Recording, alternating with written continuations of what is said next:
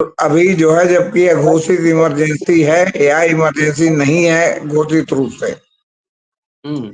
तो क्या मोदी जी के राज में किसी नेता की किसी भी सार्वजनिक मंच से ये घोषणा करने की हैसियत और हिम्मत है कि सेना और पुलिस मोदी जी की लोकतंत्र विरोधी सरकार से असहयोग कर दे? अगर किसी की है तो करके देखे कि मोदी जी उसका क्या करते हैं। इमरजेंसी लगने के पीछे जो कारण थे उसमें आरएसएस एक प्रमुख कारण था। आज भी बहुतेरे लोग मिल जाते हैं जो कहते हैं कि यार ये देश इमरजेंसी ही डिजर्व कर रहा है, ये देश जो है ये लोकतंत्र डिजर्व नहीं करता, क्योंकि जितनी व्यवस्था उस समय थी उतनी इस समय नहीं है। ये जो लोकतंत्र चलाने वाले लोग हैं, ये उनके चेहरे पर एक कालिख के समान है।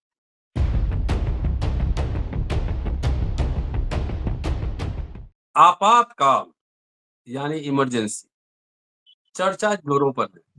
50 वर्ष पूरे हो चुके हैं और हम भी आपातकाल पर एक सीरीज चला रहे हैं।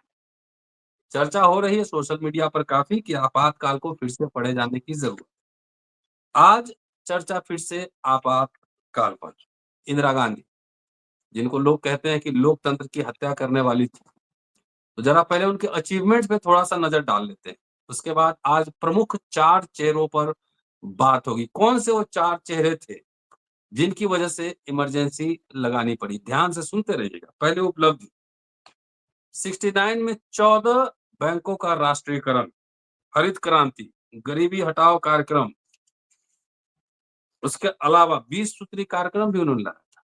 जमींदारी land ceiling act, purse privy purse का खत्म किया जाना। बाद में आप देखेंगे schedule caste, schedule tribe, special component plan, LPG petrol pump में आरक्षण। तो एक तरह से मिला जुलाकर एससी एसटी के लिए आरक्षण लाई थी वो। फ्रीशिप, स्कॉलरशिप तमाम एससी एसटी के लिए आ रहा था। आम जनता, जो कमेंट्स में पढ़ रहा हूँ, जो लोग थे जिनकी मेमोरी है, वो लगातार ये लिख रहे हैं कि आम जनता को परेशानी नहीं थी, स्कूल कॉलेज टाइम पे चल रहे थे, रेल टाइम पे चल रहा था, कोई रिश्वत नहीं मांग रहा था, सरकारी दफ्तर टाइम पर थे। तो आम जनता को जो कमेंट आप देखेंगे, 99% लोगों ने कहा है कि आम जनता परेशान नहीं थी। कुछ बड़े-बड़े जिनके कुछ निहित स्वार्थ थे, वो परेशान थे। इंदिरा गांधी ने पाकिस्तान का विभाजन कर बांग्लादेश बना दिया। अमेरिका परेशान, क्योंकि अमेरिका से मिलने गई थी वहाँ पे, निक्सन थे राष्ट्रपति, उनको पता भी नहीं लगा। परमाणु परीक्षण से पश्चिमी देश परेशान, एक गरीब मुल्क परमाणु शक्ति बन सकता है क्या? दूसरी बात है कि इंदिरा गांधी ज़्यादा नज़दीकी सोशलिस्ट रशिया की तरफ था उनका, उनके वजह से कई यहाँ प्रोजेक्ट सब चल रहे थे, चाहे रेल हो, चाहे खनिज हो, बोकारो प्लांट हो, या बरौनी रिफाइनरी हो, तमाम इस तरह के लोग कहते हैं। और ये फैक्ट भी है कि रसिया के सहयोग से बहुत सारे कार्यक्रम यहाँ पर चल रहे थे। तो आखिर इन गतिविधियों से ये जो समाजवादी स्टेप्स उठाए जा रहे थे, नेशनलाइजेशन, लैंड रिफॉर्म, तमाम बात, कौन लोग परेशान थे, क्या कारण थे और क्यों परेशान थे? राजाओं के प्रिवी पर्स खत्म होने से किसको परेशानी थी? किसको चंदा राजाओं से मिल रहा था? 4 नाम आपके सामने रखूँगा और उसके बाद सीधे जेपी सिंह साहब आगे हैं और उनसे चर्चा करेंगे। रामनाथ गोयनका, इंडियन एक्सप्रेस, आजकल मोदी के खिलाफ कुछ नहीं वहाँ छपता है। कॉर्पोरेट से जुड़े हुए सारे खबर छपते हैं, चाहे आम डीलर का हो, चाहे कृषि कॉर्पोरेट एग्रीकल्चर का हो। बीजेपी के नेताओं के लेख धड़ाधड़ छपते हैं, लेकिन अघोषित आपातकाल पर कोई तीखी टिप्पणी नहीं होती है। जगमोहन लाल सिन्हा, ये सज्जन हैं, इलाहाबाद हाई कोर्ट में जज थे और अकेले बैठकर जजमेंट लिखे थे। इनके पास ना स्टेनोग्राफर था, ना कोई रीडर था, कुछ नहीं, अकेले बैठ के लिखे थे। क्या ऐसी खास बात थी जिसे अकेले इनको लिखना पड़ा? जयप्रकाश नारायण, अब सब परिचित हैं, आरएसएस को उन्होंने क्लीन चिट दिया, क्लीन चिट, ये कोई राष्ट्र विरोधी संगठन नहीं है। जॉर्ज फर्नांडिस, जब नाम आप लेंगे तो लगेगा कि पूरा रेल हड़ताल के पीछे लंबा रेल हड़ताल। हुँ, और रेल हड़ताल क्यों? इसके पीछे खेल क्या था? कोई साजिश थी? खेल था? क्या जो भारत विकास के रास्ते जा रहा था उसको सबोटाइज करने के लिए कहीं से प्लानिंग थी? तमाम ये पहलू। 24 तारीख को सुप्रीम कोर्ट का जजमेंट आता है और इंदिरा गांधी को रीइंस्टेट कर दिया था कुछ शर्तों के साथ। तो सुप्रीम कोर्ट के निर्णय के खिलाफ 25 तारीख को रामलीला ग्राउंड में रैली क्यों? कहाँ से आ रहे थे संसाधन, कौन लोग थे इसके पीछे, अचानक एक दिन के अंदर इतनी भीड़ इकट्ठा करना, इसके पीछे कोई प्लानिंग थी। तमाम पहलू इस पे चर्चा होगी। जेपी सिंह साहब जुड़ चुके हैं हमारे साथ, सीधे चलते हैं उनके पास और सीधे 4 नाम पे ही चर्चा होगी। वो 4 चेहरे जिनकी वजह से लगानी पड़ी थी इमरजेंसी। स्वागत है सर। जी, नमस्कार। सर। 25 तारीख के रामलीला मैदान से शुरू करते हैं। जी। 25 तारीख को रामलीला मैदान में बड़ी रैली हुई। 25 तारीख को रामलीला मैदान में 25 जून को रैली हुई, जी। जिसमें जयप्रकाश नारायण की सदारत में मोरारजी देसाई से लेके पूरे विपक्ष की गैलेक्सी मौजूद थी। हुँ। ये जयप्रकाश नारायण ने अपने संबोधन में आह्वान किया कि हमारा आंदोलन जो है तब तक जारी रहेगा जब तक इंदिरा गांधी इस्तीफा दे करके अपनी कुर्सी से हट नहीं जाती। हुँ। जबकि 24 तारीख को सुप्रीम कोर्ट ने उन्हें बने रहने का आदेश दिया था। तो ये एक प्रकार से सुप्रीम कोर्ट की अवहेलना थी। हुँ। दूसरा, उन्होंने आह्वान किया कि पुलिस और सेना इंदिरा गांधी से विद्रोह कर दे और सरकार की कोई बात ना माने। मैं आपके मंच से पूछना चाहता हूं कि अभी जो है, जबकि यह घोषित इमरजेंसी है या इमरजेंसी नहीं है घोषित रूप से, हुँ। तो क्या मोदी जी के राज में किसी नेता की किसी भी सार्वजनिक मंच से ये घोषणा करने की हैसियत और हिम्मत है कि सेना और पुलिस मोदी जी की लोकतंत्र विरोधी सरकार से असहयोग कर दे? अगर किसी की है तो करके देखे कि मोदी जी उसका क्या करते हैं। देशद्रोह के मुकदमे में सीधे उसे अंदर किया जाएगा और हो सकता है लाल किला को फांसी भी चढ़ा दी जाए। हुँ।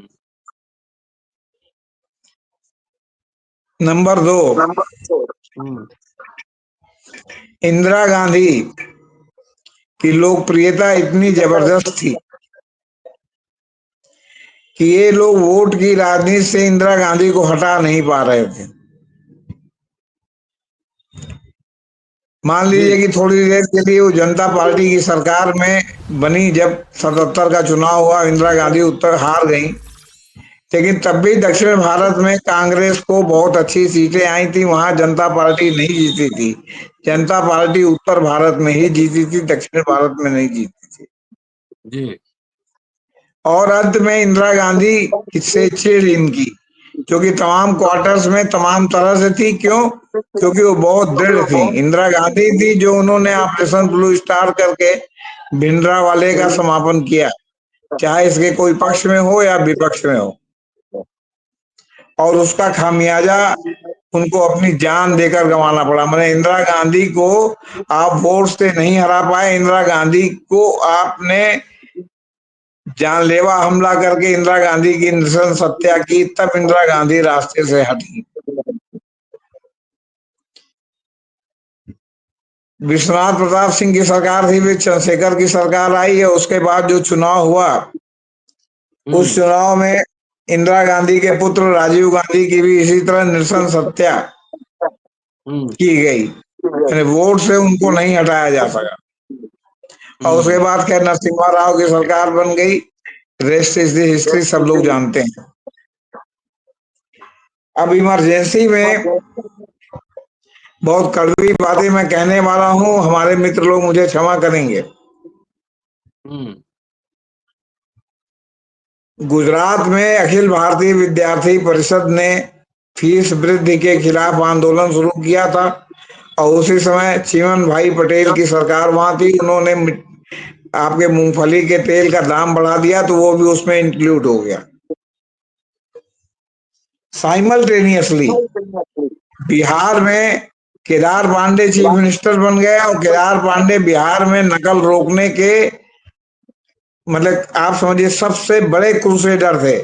बिहार में पहले जो एक पूरा पूरा अखबार में रिजल्ट निकलता था बिहार बोर्ड का, वो एक पन्ने 1.5 पन्ने में 4 कॉलम 6 कॉलम में सिकुड़ गया। क्यों? क्योंकि तब हम लोग भी पढ़ते थे, हमारे भाई भी बिहार में पढ़ते थे, हम तो इलाहाबाद में पढ़ते थे। वो सब कहते थे कि अरे तुम जबरदस्ती इलाहाबाद में पढ़ते हो, आओ यहाँ बक्सर में नाम लिखवा लो, कॉपी घर में ले जाके लिख के ले जाके जमा करना है। यहाँ इतना चीट चीट होता है, वहां नकल नहीं कहा जाता, वहां कहा जाता है चीटिंग। चीट होता है, चीट चीट। हम्म। यही हाल वहां के ग्रेजुएशन का था, और वहां का ग्रेजुएशन वास्तव में बहुत कड़ा था। जैसे उत्तर प्रदेश में ग्रेजुएशन किसी भी यूनिवर्सिटी में पार्ट वन पार्ट टू में विभाजित था, पार्ट वन वाला कोर्स पार्ट टू में नहीं पढ़ना पड़ता था, और बिहार में पार्ट वन पार्ट टू दोनों का एक साथ पढ़ना पड़ता था, एक साथ फाइनल एग्जाम होता था। तो वहां भी खूब चीट होती थी, प्रोफेसर लोग पढ़ाते नहीं थे, क्या करिएगा पढ़ के, चीट तो होबे करेगा। नतीजा था कि बिहार में बड़े पैमाने पर लड़के फेल होने लगे, तो गार्जियन तो पास होना चाहता है ना, कि भाई हमारा लड़का पास हो। वो कहता फिर काहे के लिए स्कूल जा रहे हो, काहे के लिए कॉलेज जा रहे हो, काहे के लिए यूनिवर्सिटी जा रहे हो। इससे वहां का जो है छात्र आंदोलन फूटा था, जिसे जयप्रकाश नारायण ने कैप्चर कर लिया, मतलब और चीटिंग रोकने कैप्चर पर, करके उसमें उसमें चीटिंग तमाम रोकने पर। मुद्दे जोड़ करके, और उसको जो है क्या कहते हैं, वो नकल से हटा करके बाकी मतलब जैसे कि व्यवस्था परिवर्तन जो है के साथ उसको जो है क्या कहते हैं टैग कर लिया। और उन्होंने नवनिर्माण आंदोलन को भी उसमें जो है वो प्रेरित किया, वो शामिल हो गए, और इसमें आरएसएस की डिजाइन थी। इसमें दो लोगों ने इस आंदोलन को बढ़ाने में पूरा योगदान किया था। एक तो अखिल भारतीय विद्यार्थी परिषद था, तो आरएसएस था ही, क्योंकि उसी का अनुसांगिक संगठन है।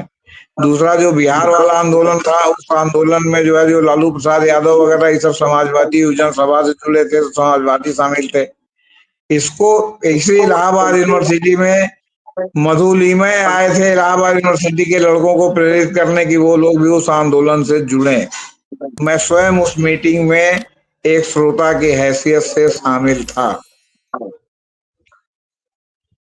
तो ये मैं उसकी पृष्ठभूमि थी। और दूसरा, अगर व्यवस्था परिवर्तन का जयप्रकाश नारायण का आंदोलन था, समग्र क्रांति का, तो समग्र क्रांति कहाँ गई? समग्र हम्म। क्रांति के पुरोधा लोग जो चारा घोटाले से लेके और पता नहीं कौन कौन से घोटाले में, वो मुजफ्फरपुर शेल्टर होम घोटाले में जो है सब शामिल है। मुजफ्फरपुर शेल्टर होम घोटाला आपको मालूम है ना? हाँ हाँ। जिसमें अनाथ लड़कियों का जो है क्या कहते हैं दैहिक शोषण होता था। हम्म। इस तरह के तमाम घोटाले में लोग शामिल हैं, तो पूरी समग्र क्रांति का तो जो है उन बाजा बज गया, आपसे बता, हम्म। सब व्यवस्था परिवर्तन चला गया।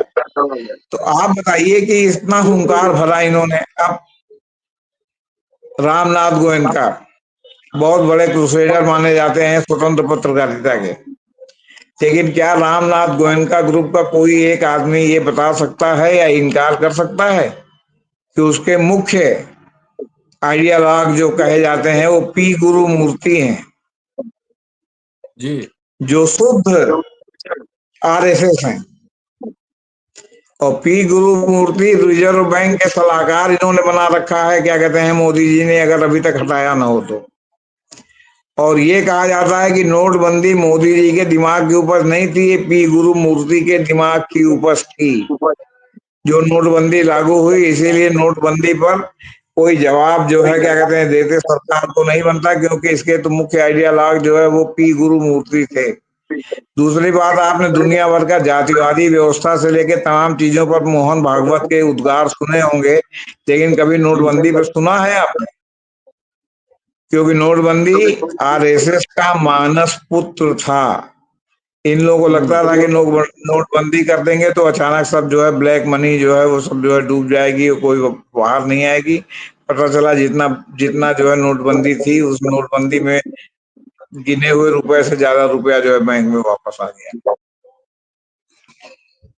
तो रामनाथ गोयनका जो है वो पी गुरु मूर्ति के प्रभाव में, और रामनाथ गोयनका का पूरा एजेंडा जो है वो संघीय एजेंडा था। और जब जनसत्ता अखबार निकला, उसके प्रभाष जोशी जो संपादक बने, प्रभाष जोशी जी के बारे में भी कहा जाता है कि वो भी दक्षिणपंथी विचारधारा के व्यक्ति थे। और उन्होंने चुन चुन करके अपने यहाँ राम बहादुर राय, प्रदीप सिंह, राहुल देव जैसे लोगों को जो है थोक के भाव से जो है भरा, और पूरा जो है समझ लीजिए कि आरएसएस का जो है वो कुकिया बना दिया जो है जनसत्ता। आखिर जो जनसत्ता सरकार विरोध के नाम पर इमरजेंसी में इतना बिक रही थी, आज उसकी धार क्यों भोसरी हो गई है। जो आपने इंडियन एक्सप्रेस के लिए कहा कि कोई इस तरह की खबर नहीं छपती, तो जनसत्ता में क्या छपती दिखाई पड़ती है क्या आपको? न अच्छा, अब जॉर्ज फर्नांडीज बहुत बड़े लेबर लीडर थे, जिनको एक ही काम आता था, हड़ताल करवाना। वो चाहे बॉम्बे का हड़ताल हो, में कपड़ा मिलों में हड़ताल हो, या फिर वो जो ऐतिहासिक सो कॉल्ड रेल हड़ताल। लेकिन उनकी अंतिम परिणति कहां पर हुई, ये आप हमको बताएंगे? उनकी अंतिम परिणति भाजपा के गोद में हुई। तो इसका मतलब जितना वो क्रांतिकारी भाषण देते थे, उस क्रांतिकारी भाषण पर उनको खुद ही विश्वास नहीं था। वरना कोई भी होता क्रांतिकारी भाषण देने वाला, तो वो जो है संघम शरणम गच्छामि नहीं होता। वो बैठ जाता घर पर निराश होकर के, वो फांसी लगा करके आत्महत्या कर लेता, जहर खा लेता, लेकिन संघ के गोद में जाके नहीं बैठता। संघ के गोद में जाके बैठने से ये बात प्रमाणित होती है कि वो निहायत ही अधकचरे जो है क्या कहते हैं, मतलब दिमाग का व्यक्ति था, और अधकचरे सिद्धांत का व्यक्ति था। बोली वाणी में चाहे जितना उसके जो है क्या कहते हैं तीखापन हो वो हो, लेकिन आचरण में तीखापन नहीं था। वरना मरते मरते जया जेटली के नाम पर जो घपला हुआ, और जो जिसको जो है वो आपके तहलका ने जो है वो अपने स्टिंग ऑपरेशन में पकड़ा, वो ना पकड़ा जाता। क्यों? क्योंकि जया जेटली उनकी रक्षिता के रूप में रह रही थी, और जया जेटली ने उन्हीं के नाम पर जो है वो क्या कहते हैं घपला घोटाला किया। फिर जो जॉर्ज फर्नांडीज अपने को बहुत बड़े ईमानदार माने जाते थे, उनके समय में कोफीन घोटाला हुआ था। बहुत महंगे दामों पर कोफीन खरीदे गए, और अंत में जो उनकी परिणति हुई संघ के गोद में बैठने से, उससे उनके पूरे जो है पिछले कार्यकलाप को जो है उसने शून्य कर दिया।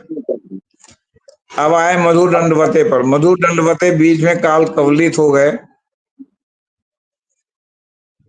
और काल कवलित हो गए इसलिए जो है ये नहीं पता चला कि उनकी अंतिम परिणति कहाँ होती। तो चलिए उनको हम क्लीन चिट दे दे रहे हैं, मधु दंडवते, मधु लीमय को और मधु दंडवते को, वो बीच में ही चले गए।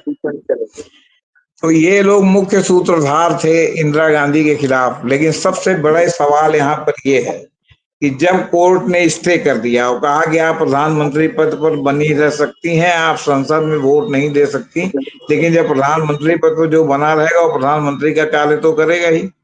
और आपने जो सेना और पुलिस को विद्रोह के लिए उकसाया, आपसे इतना इंतजार नहीं हुआ कि सुप्रीम कोर्ट के स्टे को खारिज कराते या सुप्रीम कोर्ट में पुनर्विचार याचिका दाखिल करते। आप सीधे सीधे आप लगे जो है वो क्या कहते हैं गांधी मैदान से जो है गए, वो रामलीला मैदान से जो है सब मतलब क्या कहते हैं व्यवस्था को चुनौती देने। तो आप इंदिरा गांधी को चुनौती देने के बजाय आप सेना और पुलिस को विद्रोह के लिए उकसाने लगे। तो ये कोई भी सरकार बर्दाश्त नहीं कर सकती। और जब आंतरिक अशांति के नाम पर ये जब लगा था इमरजेंसी, तो आंतरिक अशांति को रोकने का दायित्व भी तो सरकार का ही था। तो सरकार ने हर वो कदम उठाए जिससे आंतरिक अशांति शांत हो जाए। अब उसमें एट्रोसिटीज हो सकती है, तो जैसे कैसे कि बुलडोजर जस्टिस चल रहा है इस समय, कैसे लव जिहाद के नाम पर जो है इंटरफेथ कपिल को जो है परेशान किया जा रहा है। कोर्ट कह रहा है, सुप्रीम कोर्ट ने अभी हाल में 10 जून को फैसला दिया है कि दो धार्मिक मत के लोग एक साथ रह सकते हैं, ये संविधान उनको इजाजत दे रहा है। वो किसी सरकार को हक नहीं है कि उसमें वो बाधा डाले। और लव जिहाद क्या है? तो अब क्या लव जिहाद का मतलब, अगर किसी को प्यार हो और वो शादी करना चाहता हो, तो पहले जो है कोर्ट में लिखा पढ़ी करे कि हाँ हम अपनी मर्जी से, अपनी स्वेच्छा से हम जो है शादी कर रहे हैं। और फिर अगर जो है वो साथ में ये भी रहे कि अगर हम कभी पलटे तो ये माना जाए कि हम घर वालों के दबाव पर पलट रहे हैं, ये सब लिखवा के सब इस तरह शादी होती है, इस तरह शादी ब्याह होता है। तो इमरजेंसी कहाँ नहीं है। एक जो है अदना सा चैनल यूट्यूब का, अगर जो है वो कुछ जो है क्या कहते हैं सरकार के विरोध में लिख देता है तो यूट्यूब चैनल जो है बंद कर दिया जाता है, मोनोटाइज से डीमोनेटाइज कर दिया जाता है। उसका उसको जो है वो क्या कहते हैं जल्दी क्या कहते हैं पोस्ट नहीं किया जाता। एक जो है वो आपका क्या कहते हैं फेसबुक अकाउंट है उसको तुरंत बंद कर दिया जाता है। तो क्या है, ये इमरजेंसी नहीं है। और अगर साईं बाबा, सुप्रीम कोर्ट ने भी प्रोफेसर साईं बाबा, प्रोफेसर साईं नहीं नहीं, स्टेन, अगर बीच बीच में सुप्रीम कोर्ट ने हस्तक्षेप नहीं किया होता सर तो हम लोग भी बात नहीं कर सकते थे। आसाराम बाहर हैं, 7 जुलाई तक उनकी जमानत बढ़ गई। राम रहीम बाहर हैं, जो पॉक्सो एक्ट में आपने कहा कि साहब एक बार जो आजीवन कारावास हो गया और जेल गया उसकी जमानत नहीं होगी, वो लोग जो है अरलो फरलो पता नहीं कौन कौन से प्रावधान में आप उनको बाहर किए दे रहे हैं। ये क्या है, ये सब इमरजेंसी नहीं है तो। जी एक नाम हम लोग बोलिए आप। चर्चा कर रहे थे, जस्टिस जगमोहन लाल सिन्हा। हाँ जी ये उस जी जी, समय ये बता रहे हैं। देखिए हाँ, जस्टिस जगमोहन लाल सिन्हा लोअर जुडिशरी से हाई कोर्ट पहुंचे थे। हम्म वो हाई कोर्ट के डायरेक्ट जज नहीं थे। और जगमोहन लाल सिन्हा ने जब ये फैसला दिया था तो उस समय इंदिरा गांधी इतनी सर्वशक्तिमान थी, उनके खिलाफ फैसला देने पर हम लोगों के भी किशोर मन में ये भाव उठा था कि जो है क्या कहते हैं बहुत धाकड़ आदमी है भाई, प्रधानमंत्री के खिलाफ इन्होंने फैसला दे दिया। लेकिन जब वो रिटायर हुए हम्म तो रिटायर होने के बाद वो आरएसएस के अनुसांगिक संगठन हम्म भारत विकास परिषद के मंचों को सुशोभित करने लगे यहाँ इलाहाबाद में। डिजाइन था कुछ। तो अब इसलिए जो है वो क्या कहते हैं उनके जजमेंट की शुचिता पर सवाल उठने लगा कि बिंदु यहाँ लेटा हुआ है कि वो जो है बेसिकली जो है वो क्या कहते हैं नारंगी चड्डी पहनते हैं। इसलिए उनके पूरे जजमेंट पर प्रश्न चिन्ह लग गया, और उनके जजमेंट पर प्रश्न चिन्ह और भी लग गया। उन्होंने तमाम टेक्निकल ग्राउंड पर इंदिरा गांधी को हराया, लेकिन जो मुख्य ग्राउंड था कि गाय और बछिया धार्मिक चिन्ह है, उस पर उन्होंने कलम तोड़ अपने जजमेंट में लिखा है कि गाय और बछिया धार्मिक चिन्ह नहीं है। संघ वालों को ये पढ़ना चाहिए जो गाय गाय गाय गाय चिल्लाते हैं। और उन्होंने उसमें अपने जजमेंट में लिखा है कि गाय को किस तरह बलि दी जाती थी, गाय जो है के लिए जो है क्या कहते हैं पहले सारे ब्राह्मण गाय का भोजन करते थे। यहाँ लिखा हुआ है, ये यहाँ लिखा हुआ है, यहाँ लिखा हुआ है, उनके जजमेंट पे है। और उनका जजमेंट एआईआर में उपलब्ध नहीं है सर। हम्म जो डिटेल जजमेंट है वो एआईआर में नहीं उपलब्ध है। आप बहुत ढूंढेंगे तो आपको पता चलेगा कि इलेक्शन कमीशन के जो जजमेंट्स हैं, इलेक्शन कमीशन ऑफ इंडिया से रिलेटेड, उस वाले संग्रह में वो इलेक्शन कमीशन ऑफ इंडिया के लाइब्रेरी में जजमेंट उपलब्ध है। एआईआर में या गूगल पर या कहीं भी या इंडियन कानून में वो जजमेंट उपलब्ध नहीं है। जॉर्ज फर्नांडिस का रेल हड़ताल के बारे में एक थोड़ा शोध का विषय है कि उस समय जाहिर है कि रशिया के सहयोग से भारत आर्थिक इंडस्ट्रियलाइजेशन हो रहा था, है ना, स्टेट एक्टिव थी इंडस्ट्रियलाइजेशन करने में, विकास हो रहा था। तो ये पूरा रेल हड़ताल करके आप सप्लाई काट देने में डिस्टर्ब करना कोई डिजाइन था क्या, इसमें भी एक शोध बनता है। ये सर 101% डिजाइन था। और ये डिजाइन इसलिए भी था कि जो इंदिरा गांधी से सर्वाधिक चिढ़ने वाले, व्यक्तिगत चिढ़ने वाले लोग थे उसमें एक जॉर्ज फर्नांडिस भी थे। हम्म और हमने आपको बताया कि इंदिरा गांधी को वोट से हटाने की जब सारी कोशिशें नाकाम हो गई तो उस समय संयोग से या दुर्योग से या जगमोहन लाल सिन्हा की कृपा से एक जजमेंट जो है टपका के साथ इनका जो है चुनाव अवैध है। इन्होंने सरकारी मशीनरी का दुरुपयोग किया। अब उस पर लोग लड़ गए, अड़ गए कि ये जो है हटे। उनको सुप्रीम कोर्ट ने स्टे दे दिया, वो नहीं हटी, तो इन्होंने जो है सेना और पुलिस से भी जो है वो सहयोग का जो है वो कर दिया। और उसके पहले बिहार के नकलची लड़के जो है वो सड़क पर थे, क्योंकि तब तक ये हुआ नहीं था कि जो है बिना नकल के आप इम्तहान देंगे। आपके हम्म वहाँ जो है आपका जो है फीस बढ़ गई थी, तो असम के थे, और बाकी जो है वो विद्यार्थी परिषद और समाजवादी यूनियन सभा ने मिल करके आंदोलन को और व्यापक कर दिया था। जयप्रकाश नारायण जो है वो हर जगह ज्यादा भाषण दे रहे थे। तो ये जो आपका जॉर्ज फर्नांडिस साहब थे, जो इन्होंने हड़ताल का आह्वान किया था सन 74 में, और 75 की ये सब बात है, तो सन 74 में जो हड़ताल किया था उससे देश को बहुत ही जो है वो क्या कहते हैं धक्का लगा था। क्योंकि पीछे रेलवे नहीं जो है आना लाइफ लाइन है आपका, क्या कहते हैं, एक बार सड़क मार्ग और हवाई जहाज बंद भी हो जाए, रेलवे चलती रहे, तो रेलवे जो है वो क्या कहते हैं देश की लाइफ लाइन है। वो लाइफ लाइन ही जो है क्या कहते हैं इन्होंने जो है डिस्टर्ब कर दी थी। अब ये किसके इशारे पे की थी, ये बड़े शोध का और बहुत ही इंक्वायरी का विषय है कि इसके पीछे कौन सी प्रतिगामी शक्तियां जो है इंदिरा गांधी के खिलाफ लगी हुई थी, जो उनको डिस्टेबलाइज कराना चाहती। क्यों? क्योंकि अब तो ये लगता है कि इसके पीछे कोई ना कोई बड़ी साजिश थी। हम्म फिर क्यों? सबसे बड़ी मांग जो थी बोनस की, हम्म जनता पार्टी की सरकार बन गई। जनता बोनस पार्टी की कहाँ दिया? सरकार में जो है रेल मंत्री बन गए आपके, क्या कहते हैं, जॉर्ज फर्नांडिस, और वो बोनस नहीं लागू कर पाए। तो जो गणित बताते थे कि इस आधार पर रेलवे कर्मियों को बोनस मिल सकता है, तो जब खुद रेल मंत्री बन गए तो बोनस क्यों नहीं दिया उन्होंने? तो इसलिए इसमें कोई ना कोई जो है उसके पीछे जो है मतलब डिजाइन थी, और सरकार को अस्थिर करने की बात थी, और किसी भी प्रकार इंदिरा गांधी को सत्ता से हटाने की बात थी। हालांकि ये लोग 2 ढाई साल जो सत्ता से हटा पाए, उसके बाद तो फिर जनता ने इंदिरा गांधी को चुन दिया, और फिर हटने की कोई गुंजाइश नहीं थी, तो हत्या हो गई इंदिरा गांधी की। इंदिरा गांधी की हत्या को आप उसके पहले के 20 साल के डिजाइन से अलग करके नहीं देख सकते। ये सब बहुत गहरे जो है जानकारी शोध और उसका विषय है। हो सकता है कि विदेशों में इसकी जांच हुई भी हो, कभी हो सकता है कि देश के सामने वो जो है पन्ने सामने आए।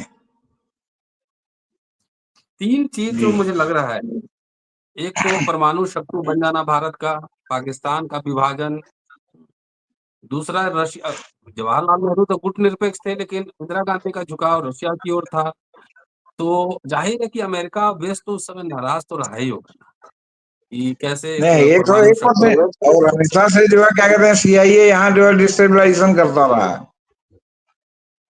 ये तो हमेशा से सीआईए डिस्टेबलाइजेशन करता रहा। और दूसरी बात, जो भारत को 62 65 71 के युद्ध में जो झोंकने के पीछे जो ताकतें थी, उनको आप कैसे नजरअंदाज कर दें?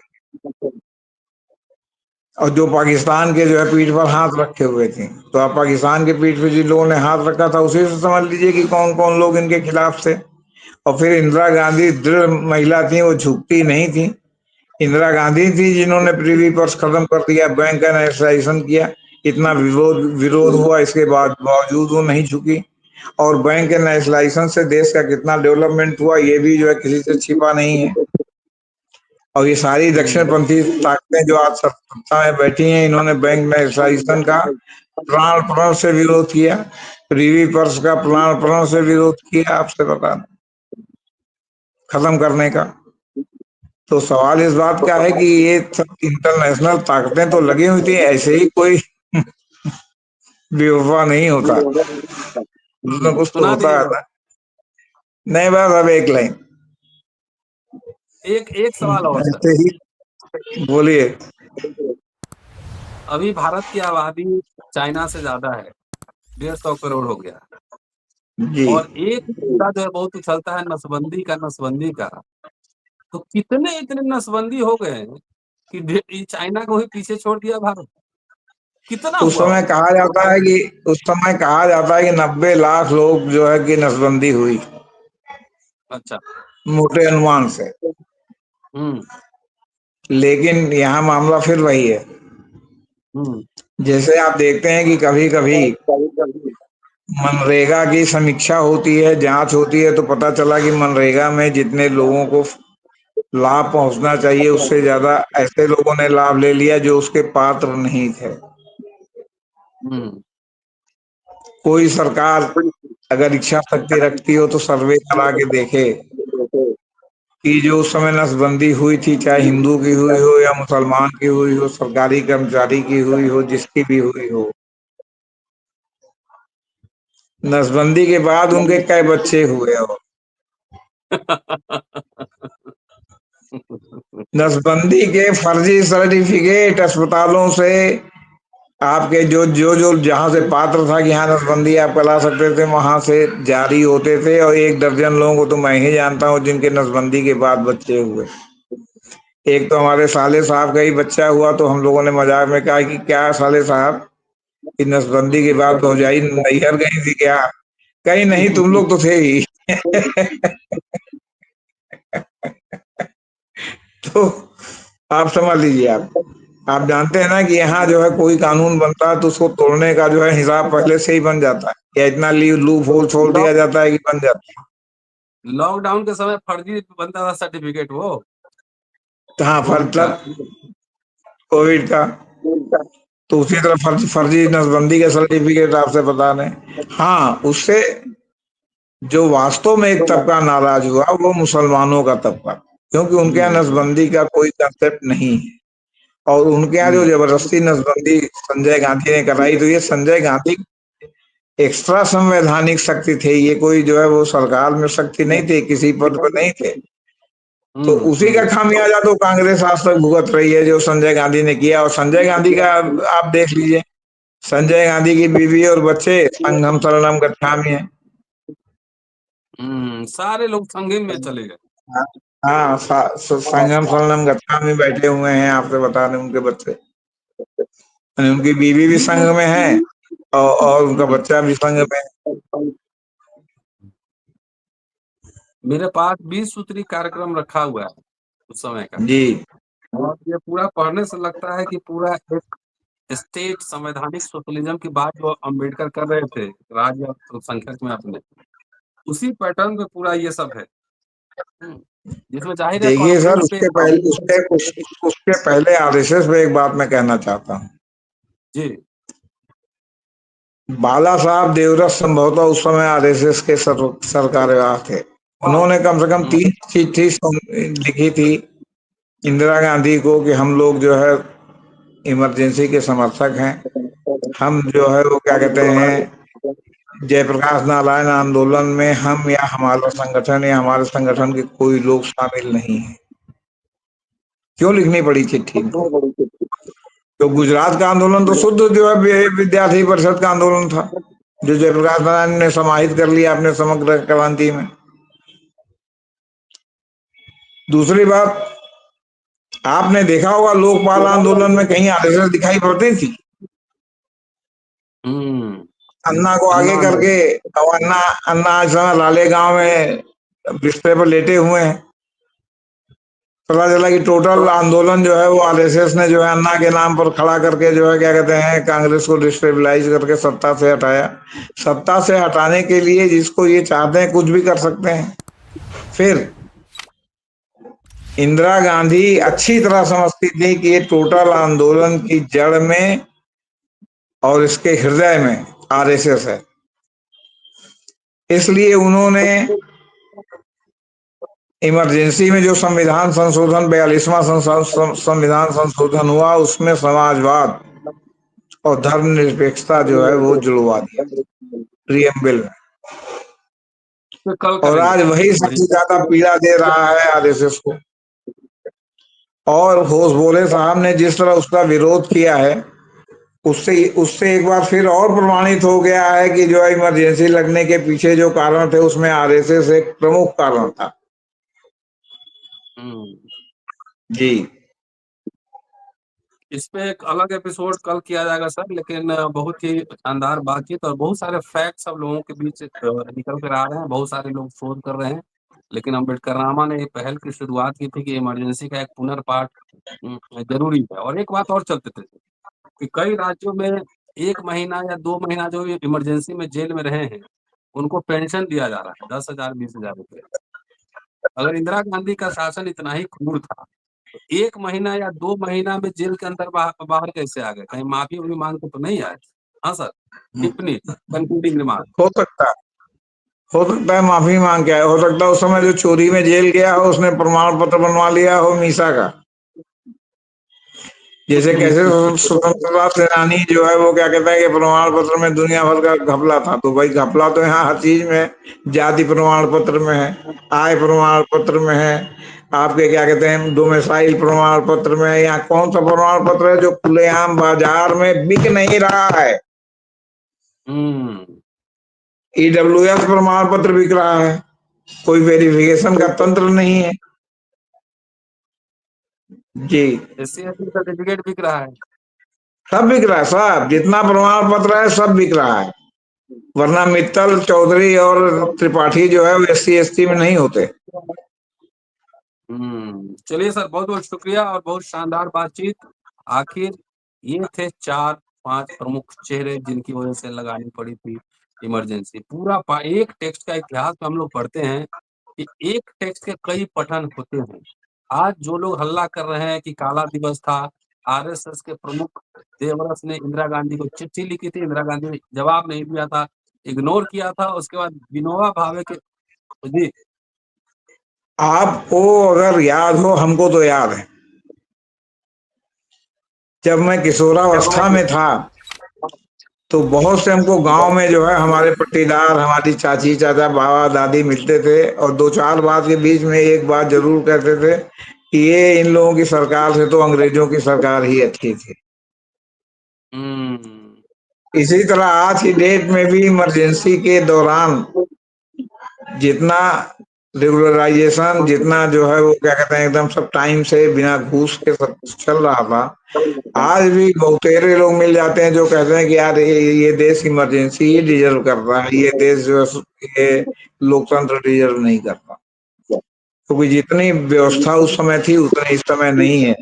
ये जो लोकतंत्र चलाने वाले लोग हैं ये उनके चेहरे पर एक कालिख के समान है। चलिए, शुक्रिया सर, बहुत बहुत शुक्रिया, बहुत शानदार बातचीत। तो ये है, देवरस ने विनोबा भावे को भी चिट्ठी लिखा था। इंदिरा जी से कहिए कि जी, RSS के प्रति अपनी भावना बदल लो, इतिहास जी। जाने असली वाला, व्हाट्सएप यूनिवर्सिटी वाला नहीं। शुक्रिया, देखते रहिए अम्बेडकर नाम। Thank you sir.